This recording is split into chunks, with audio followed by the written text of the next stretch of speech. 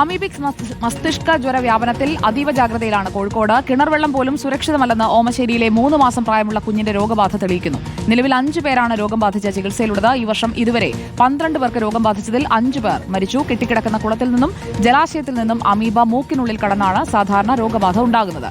എന്നാൽ കിണർവെള്ളം മാത്രം ഉപയോഗിച്ച കുഞ്ഞിനും രോഗം വന്നത് ആശങ്ക കൂട്ടുകയാണ്. ഉറവിടം സ്ഥിരീകരിക്കാൻ കഴിയാത്തത് ആരോഗ്യവകുപ്പിനും വെല്ലുവിളിയാണ്. ദീപക് മലയമ്മ നമുക്കൊപ്പം ചേരുന്നു. Good evening Deepak Malayamma.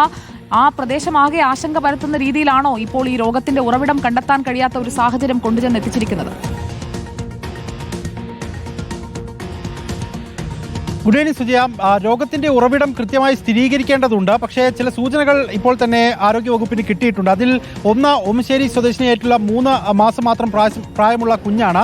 ആ കുഞ്ഞിന് രോഗബാധ വരുന്നത് അവർ ഉപയോഗിക്കുന്ന കിണറ്റിൽ നിന്നുള്ള വെള്ളത്തിൽ നിന്നാണ് എന്നുള്ള ഒരു സൂചനയാണ് ഇപ്പോൾ ലഭിച്ചിരിക്കുന്നത്. അതുമായി ബന്ധപ്പെട്ടുകൊണ്ട് പ്രാഥമികമായിട്ടുള്ള പരിശോധനാ ഫലം വരുമ്പോൾ അത് പോസിറ്റീവ് ആണെന്ന് പറയുന്നു. പക്ഷേ പിന്നീട് മൈക്രോ ലാബിലേക്കൊക്കെ അത് അയച്ച് അതിന്റെ വിദഗ്ധമായ പരിശോധനകൾ കൂടി പൂർത്തിയാക്കിയ ശേഷമേ ഔദ്യോഗികമായ കാര്യത്തിൽ സ്ഥിരീകരണം ഉണ്ടാവുകയുള്ളൂ. ഇപ്പോൾ തന്നെ ആ വീട്ടിന്റെ കിണർ വെള്ളം ഉപയോഗിക്കരുത് എന്നുള്ള നിർദ്ദേശം നൽകിയിട്ടുണ്ട്. അവിടെ ക്ലോറിനേഷൻ ഉൾപ്പെടെയുള്ള നടപടികൾ ആരോഗ്യവകുപ്പിന്റെ ഭാഗത്ത് നിന്ന് പുരോഗമിക്കുകയും ചെയ്തിട്ടുണ്ട്. മറ്റൊന്ന്, അന്നശ്ശേരി സ്വദേശിയായിട്ടുള്ള 49 വയസ്സുകാരനാണ്. പൊതുവെ നമ്മൾ പറഞ്ഞു കേൾക്കുന്നത് കുട്ടികൾക്കാണ് ഈ രോഗബാധ വരാനുള്ള സാധ്യത കൂടുതൽ എന്നുള്ളതാണ്. എന്നാൽ അതിൽ നിന്ന് ഭിന്നമായിക്കൊണ്ട് 49 വയസ്സുള്ള അന്നശ്ശേരി സ്വദേശിക്ക് രോഗം വരുന്നു. അദ്ദേഹം കോഴിക്കോട് മെഡിക്കൽ കോളേജിൽ ചികിത്സയിൽ തുടരുകയും ചെയ്യുന്നുണ്ട്. അദ്ദേഹത്തിന് എവിടെ നിന്നാണ് രോഗം വന്നിട്ടുള്ളത് എന്നുള്ളത് സംബന്ധിച്ചുള്ള അതിന്റെ ഉറവിടം സ്ഥിരീകരിക്കാൻ ഇതുവരെ കഴിഞ്ഞിട്ടില്ല എന്നുള്ള ഏറ്റവും ഗുരുതരമായ സാഹചര്യം നിലനിൽക്കുകയും ചെയ്യുന്നുണ്ട്. അതേസമയം തന്നെ താമരശ്ശേരിയിൽ നമ്മൾ കഴിഞ്ഞ ദിവസം കണ്ടതാണ് 4ാം ക്ലാസ്സുകാരിയായ അയന എന്ന് പറയുന്ന 9 വയസ്സ് മാത്രം പ്രായമുള്ള ഒരു പെൺകുട്ടി രോഗബാധ സ്ഥിരീകരിക്കുകയും പിന്നീട് മരണത്തിന് കീഴടങ്ങുകയും ഒക്കെ ചെയ്യുന്നത് നമ്മൾ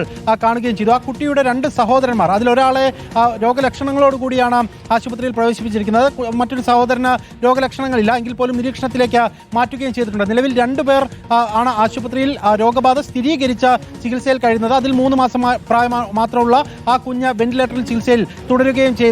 ഇതുമായി ബന്ധപ്പെട്ടുകൊണ്ട് ആരോഗ്യവകുപ്പ് ജാഗ്രതാ നിർദ്ദേശങ്ങൾ പുറപ്പെടുവിച്ചിട്ടുണ്ട്. അതിനപ്പുറത്ത് രോഗബാധ കണ്ടെത്തിയിട്ടുള്ള മേഖലകൾ കേന്ദ്രീകരിച്ചുകൊണ്ട് ബോധവൽക്കരണ ക്ലാസുകളും ഇതിനോടകം തന്നെ നടത്തുകയും ചെയ്യുന്നുണ്ട് എന്നുള്ളതാണ്. എന്നാൽ ഉറവിടം ഇപ്പോഴും അജ്ഞാതമായി തുടരുന്ന കേസുകൾ ഉണ്ട് എന്നുള്ളതാണ് ആശങ്ക ജനിപ്പിക്കുന്നത്. നേരത്തെ ഫറോക്കിൽ ഉൾപ്പെടെ ഇത്തരത്തിൽ രോഗബാധ കണ്ടെത്തുകയും ആ കുളവുമായി ബന്ധപ്പെട്ടുകൊണ്ടൊക്കെ വലിയ രീതിയിലുള്ള ശുചീകരണ പ്രവർത്തനങ്ങളടക്കം നടത്തുകയും ഒക്കെ ചെയ്തത് നമ്മൾ കണ്ടതാണ്. അന്നു മുതൽ തന്നെ ഒരു പ്രോട്ടോകോൾ സംസ്ഥാന സർക്കാർ ഇതുമായി ബന്ധപ്പെട്ടുകൊണ്ട് പുറപ്പെടുവിപ്പിക്കുകയും ആ പ്രോട്ടോകോൾ പ്രകാരം ഇത്തരത്തിൽ മലിനജലം കെട്ടിക്കിടക്കുന്ന കുളങ്ങളോ അല്ലെങ്കിൽ അത്തരത്തിൽ പൊതുകേന്ദ്രങ്ങൾ ഉണ്ടെങ്കിൽ അത് ശുചീകരിക്കാനുള്ള നടപടികൾ കൈക്കൊള്ളും എന്നുള്ളതായിരുന്നു ഒരു ഉറപ്പായി മുന്നോട്ട് വെച്ചിരുന്നത്. എന്നാൽ അതിൽ പലതും നടക്കാതെ പോയി എന്നുള്ള സാഹചര്യവും കൂടിയുണ്ട്. അതിൽ 4ാം ക്ലാസ്സുകാരിയുടെ മരണവുമായി ബന്ധപ്പെട്ടുകൊണ്ട് ആ കുളത്തിന്റെയൊക്കെ കാര്യത്തിലൊക്കെ തന്നെ അത്തരത്തിലുള്ള ആക്ഷേപങ്ങൾ ഉൾപ്പെടെ നിലനിൽക്കുകയും ചെയ്യുന്നുണ്ട്. സുജയ.